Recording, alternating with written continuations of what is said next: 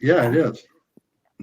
And thank you, everybody, for joining us today. I'm James Just. We got John Cameron in the middle today, and down at the other end is Richard Fields.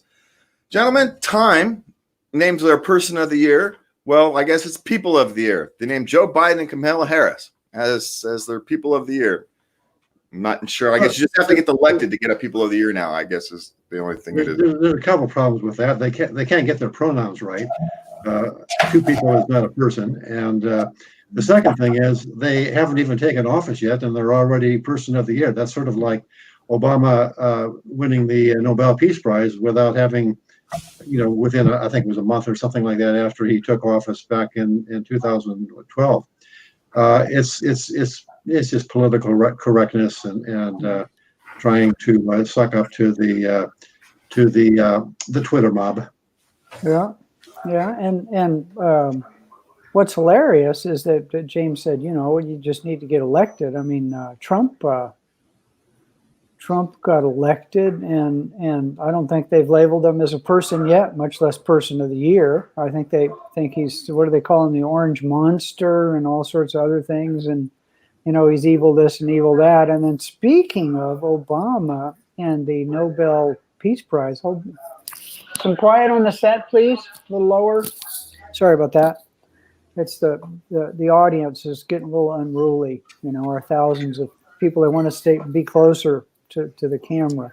Anyway, and I'm looking at what Obama did, or thinking about what Obama did as president to aid peace. And other than setting the record that I think Trump broke for murdering people at long range with drones, if that helps peace, and appeasing people all over the world and being outmaneuvered like a child by the Chinese as they, cemented their military installations in the middle of. If they knew his plan and we're going to give him some props for doing that. And then I look at what's happened under the Trump administration.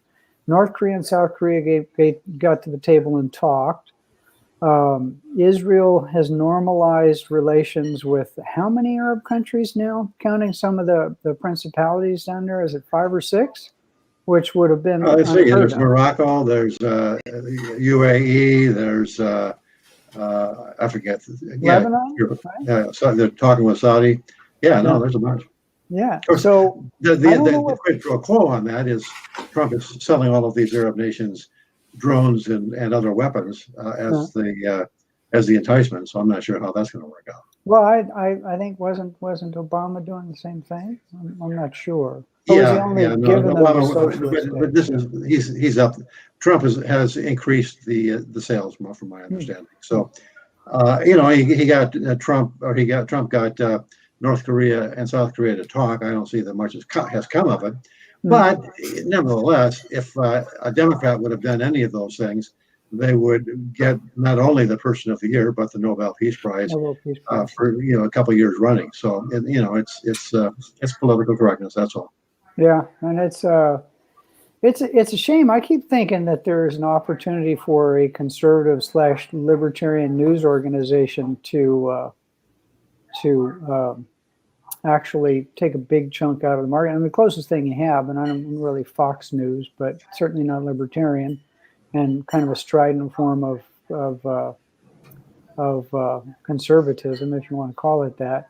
And what's shocking to me is that there are no newspapers out there anywhere that are even remotely viable financially, but I think there's an opportunity, because I think, conservative/libertarian, or associated libertarian-leaning conservatives, which is an awful lot of them. I mean, most of America leans kind of libertarian in a lot of things, either personal liberties or financial freedom or whatever. But they are not being spoken to at all by popular media, by lamestream media, by advertising campaigns or anything else, are being completely ignored. Yet these media folks wonder why their ratings are slipping, circulation for newspapers is non-existent, and all the rest of that. I would think the answer is pretty simple.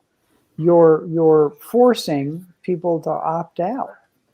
I'm going to quibble with you a little bit on your assertion there, on your premise, which is that no mainstream newspapers or media or other media are libertarian in orientation. I would point out the Orange County Register in my soon-to-be hometown of Fullerton. In Orange County, the Orange County Register Are they still conservative? was owned by someone who was very, very strongly libertarian for many, many years, and is still publishes libertarian Steve Greenhut and other libertarian writers, and still leans in a libertarian direction. So that I guess that might be the exception that proves the rule, but it's also an example of what you are proposing, which is that a libertarian-oriented mainstream newspaper would be able to or should be able to find support, particularly in a part of the country that leans at least nominally conservative. And I would say that with the right slant, the same thing would work in a area of the country that leans blue as well. Yeah, no, I absolutely agree, and I forgot about the Orange County Register. I know a few years ago, it's probably been 10 now. An investor came in and bought it and thought that he could revive the newspaper by by hiring a whole bunch of good reporters and writers. And I think within about 6 months of doing that, he started cutting back. But it sure would be nice to have the kind of choice that people have. Well, again, England, they have a lot of national newspapers. And you can certainly buy newspapers there that have different political slants. There's conservative, there's socialist, there's what they call labor there, and we call wrongly liberal here.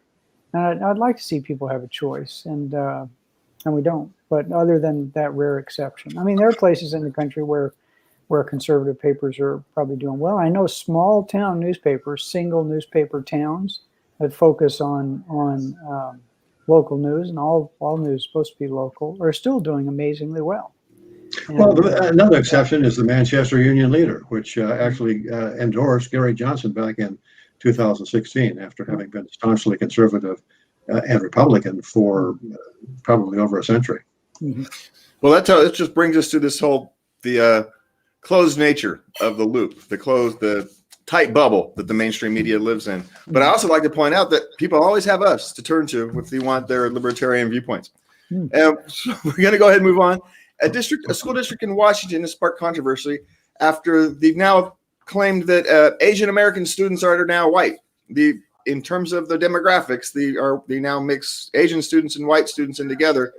So Asian students are no longer minorities or people of color, according to a school district in Washington. Yeah, that speaks to the need for government to create false conflicts that really shouldn't be conflicts. The largest overarching conflict, the largest overarching issue in the world or in the U.S. today is the fact that we're ruining the economy in 1,000 different ways. Not the least of which is Federal Reserve money printing, which will bring down our empire just like money printing has brought down every other empire in history. That's not a convenient thing for either Democrats or Republicans to talk about. So they have to create false problems. And racial problems are one of the most easy to stoke because people have their own, everybody has their own fears or biases or preconceived notions when it comes to race. And changing the classification of Asians from people of color to white simply widens the divide between the performance levels of the two different classifications. And it's an unfortunate thing, but blacks and largely blacks, but also to a certain extent Hispanics, don't test as well on standardized tests. That's not to say that they're not just as smart or just as well qualified or anything else, because you have to look at people on an individual basis. And individual blacks can be absolutely stupendously intelligent. Thomas Sowell, as an example. But if you have a artificial distinction between classes, between races, that leads to all of the affirmative action problems, which annoy the people who are now being discriminated against. Put in the unfamiliar place of being the discriminated against, like whites. It's just a way of keeping the public's eye off the real ball. Yeah, I absolutely agree, Richard. And what I thought was shameful to me, the stoking of the racial fires prior to this run-up in the election, and the constant ranting on the part of the lamestream media about racist Trump, racist Trump, racist Trump. Yet it seems to me that if you constantly focus on race, that makes you a racist. And if you don't focus on race, but if you focus on the American people as a whole, that Or as makes individuals. what's that? Or as individuals. Individuals. So that makes you colorblind, which is what we strive to be. And you focus on trying to do good, your version of good for the population as a whole and the individuals in that population. But it was in the best interests of the far left leaning lamestream media to help stoke the fires so that they could get the vote out. And what I find is wonderfully entertaining. The exit polls show that growth in Hispanic male vote for Trump, and black vote was even more. I think black vote went from 6 to 8% or something like that. Richard, you probably know the numbers better than me. And Hispanic was the same. So despite the intent of the lamestream media to stoke the racial fires, it actually didn't pan out. Well, yeah, I mean, the mainstream media obviously tends to be substantially liberal, but it's not a Democratic thing. It's also a Republican thing. I remember Pete Wilson going back to the early '90s, running commercials showing hordes of Mexicans crossing the border as an out-and-out fear campaign. And Trump used that immigration card to great effect in 2016, and to a lesser extent in 2020.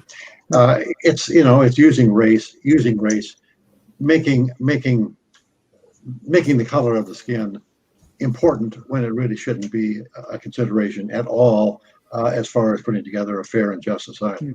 Well, I can give you guys an explanation on how ridiculous this simplistic view on race is.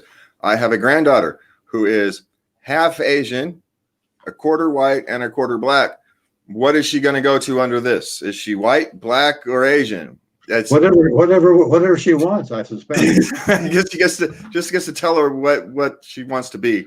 Today I'm black, tomorrow I'm white, and I'm Asian when I go home to eat because that's the food they like to eat.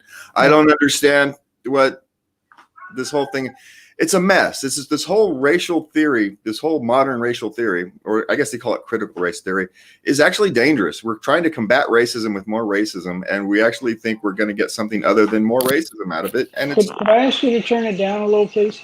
And it's just become a mess. Could I ask you to turn it down a little, please? Sorry about that. It's become. That's all right. We'll give Gail something to edit out.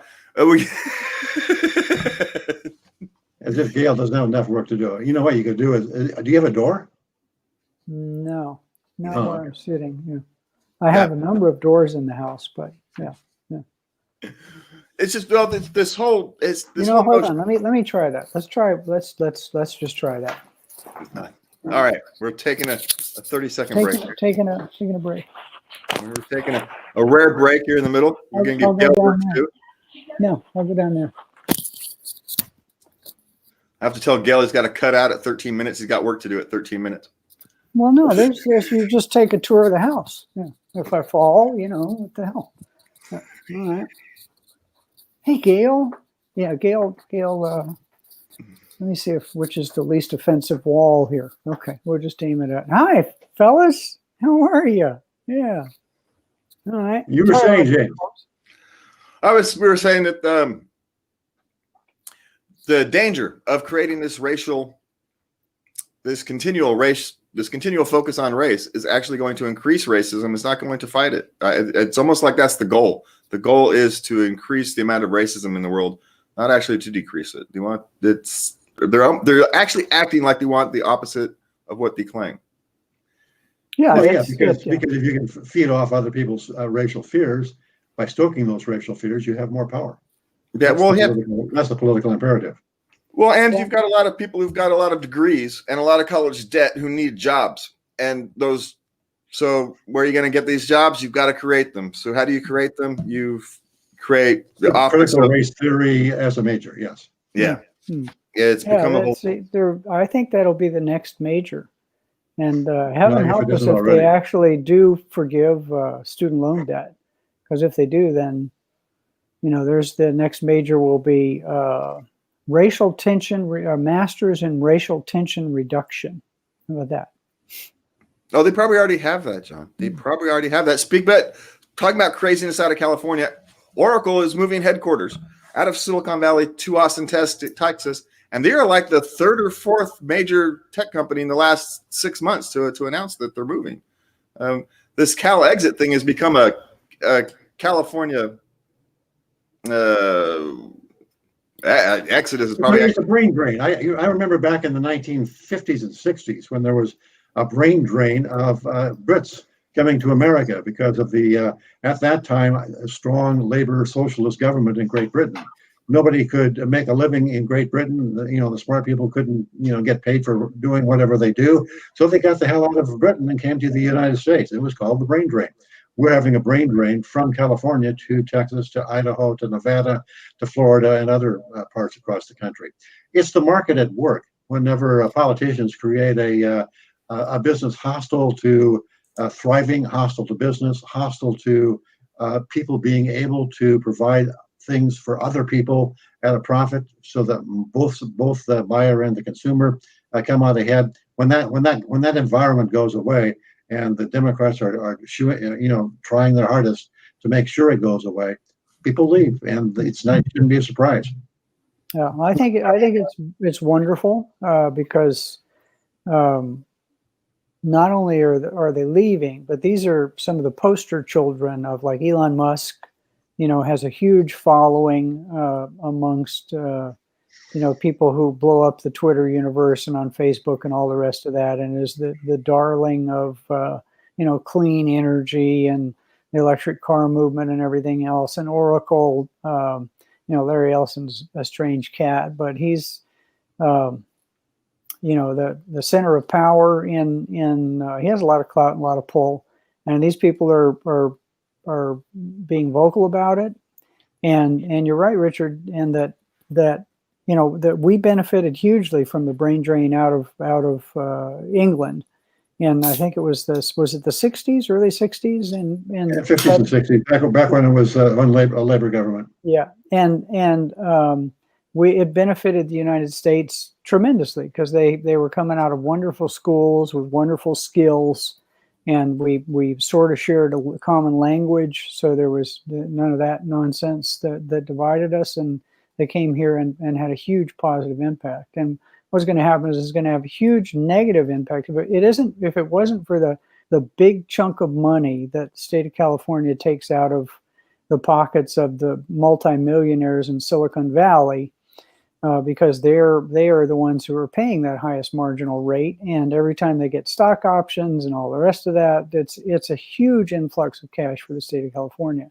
And if a part of that goes away, this crazy house of cards that they've managed to build here with these massive pensions and all the rest that they're paying these quote unquote underpaid state workers and teachers, that house of cards is going to come down even more quickly. I would love for it to come down because people voted out, but I think the people in power here are what does all the articles say? Committing financial suicide by running businesses out. So it's going to happen one way or the other. Either people voted out or it's going to be self-sabotage. Yeah. Well, sadly, it seems like all the people who are leaving are the people we need to stay to vote it out. So it's just going to have to crash. I think that's kind of the worst.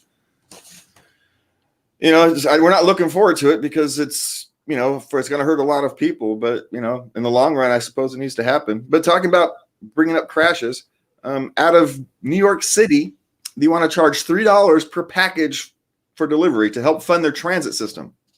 Yeah, coming soon to California. Nobody's riding the transit system, therefore we have to subsidize it in order to keep the trains running, keep the empty trains running on time, and make the people who are following all of the social distancing and mask wearing, all of that stuff. People who are following that obediently, not going out in public, staying home, and so forth, they have to pay for the people that are not riding the train anyway. It's an example of what in the world is it that we can tax. I think it was Reagan that said, if it moves, tax it. If it, something along those lines. I forget the other three parts of the quotation, but they're coming up with all kinds of weird and strange taxes, and that will continue until they can't find anything anymore. Yeah, and I think you're right. And until there's nothing left to steal, the thieves will keep coming back and pointing the gun at you until there's nothing left to steal, and then they're going to blame the very people who that they stole the money from for the problems. I mean, isn't it California that wanted to tax people, charge them an exit tax if you leave the state of California? And yeah, I think that's still on the table in the state assembly and state legislature. Well, that'll be fun. That'll be fun. I would say that's got to be patently unconstitutional, but the federal government does the same thing. If you expat yourself, they take a big chunk of the capital that you're moving to foreign countries. So they treat it as an estate tax distribution. Because it's a death. It's a small death. When you give up that passport, it's a death. Yeah. Well, it's a death for the government. It's just this notion that you've put people out of work, you force them to get more delivery, and then now you're going to charge them extra for it. It's like they have no idea that they're the ones creating their own problems, and then so they double down. And do they have no sense of decency? No sense of decency. I can't even think of the words sometimes. So, I'm not usually one for being out of words, but I'm literally speechless on that. And talk about another one that turns me speechless. We're just going to skip down the page here. North Face, the clothing company, North Face, turned its back on a West Texas oil company, ordered some jackets with their company logo on it. And they've ordered from North Face before. And this year, North Face said, no, we don't want to associate with oil companies. And I think that's a great story. Thanks for presenting us with the opportunity to talk about that. Turns out that much of North Face's items are actually made with hydrocarbon-based material.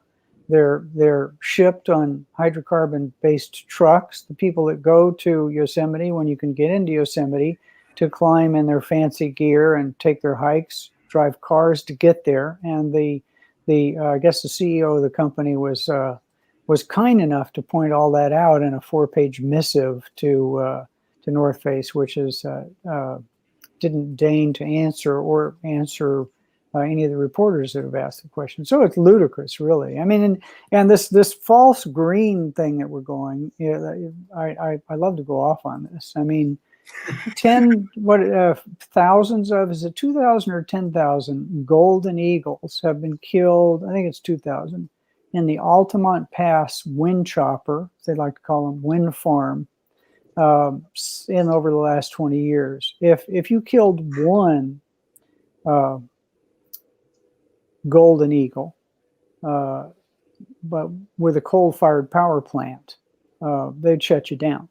But since this wind power is in favor of the greens, and they see it as renewable and not causing any damage, nobody fights them on it. And the same thing with solar power. There are all these solar panels scattered all over the place, or heat sinks, and actually increasing surface area. It's just imagine it's basically like a big asphalt parking lot. They're heat sinks. So instead of heat falling on these places where they have these solar powers and power plants and reflecting back into the atmosphere, just like snow does, the heat's absorbed. And then you talk about the batteries, which are just noxious, horrible, polluting things that if they weren't made in China, there'd be a big uproar about us making them here because they're nasty. And once these batteries go bad, where are they going to go? We're going to ship them back to China. So this whole green thing is ludicrous. And North Face, I think wasn't North Face the one that was actually putting in the sales, in the little tags inside its jackets, vote the son of a gun out or something like that? Or is there Yeah, I don't know some about that, products? but I mean, I totally support North Face in making Oh, a yeah. decision not to Oh, sell yeah. their gear to an oil company in West Texas, and I totally support Cotopaxi or some other manufacturer of outdoor gear to take up the mantle and go ahead and sell to the West Texas Oil Company. And I'm sure somebody will step into the breach. That's just the free market at work. And if people want to cut off their nose to spite their face, yeah, go for it. You know, I have no problem with that. I'm sorry, I got carried away, and I absolutely agree with Richard on that. It's free market economy. You should be able to refuse to sell your goods or services to anybody. I just think the ludicrous But nature no, of your argument. if you're North Face or any other company and say I'm not going to sell to I don't know Asians, guess how long it'll be before you end up in federal court for discrimination. You know, there are some people you can discriminate against and some people you can't. That's a problem. Yeah. Yeah. Well, the real problem is the mass hypocrisy is that, they deliver all their products on trucks. Their products get delivered by people in cars, from their Amazon delivery drivers. And yet they're going to say they don't want to have anything to do with the Texas Oil Company. Okay, fine. You don't have to sell their products. You're probably better off going to somewhere else that wants your business. But at the same time, don't sit there and pretend to be in some morally superior position as you're sitting around making your own massively pollution and getting your products to the market. It's just kind of the height of hypocrisy. With a couple minutes left, we want a pro-China news channel in Taiwan was taken off the air. And this is interesting. Taiwan refused to renew the license of the cable TV news portion of a news channel in Taiwan because they routinely promote disinformation. I guess is what the excuse was. Well, I guess that from what I understand, I don't know that much about it. It sounds like the channel that was taken off the air is a channel that supports the idea that one China and that Taiwan is simply the runaway province of the greater China. And obviously, the people in China, people in Beijing are probably very happy about this.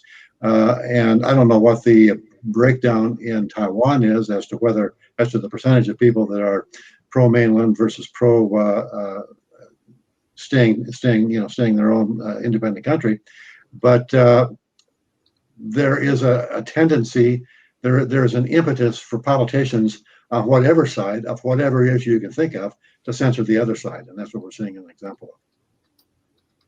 Yeah, it's strange to think that there are people who would promote that, but I guess some people in Taiwan do want to be part of China, and Taiwan has had, or what do they call it, Formosa? I think Chinese call it Formosa. They led the way in improving the standard of living. It took mainland China much longer to get there, but there are some reasons for that because they left with a bunch of capital, and the middle class and upper middle class had better educations and all the rest of that. But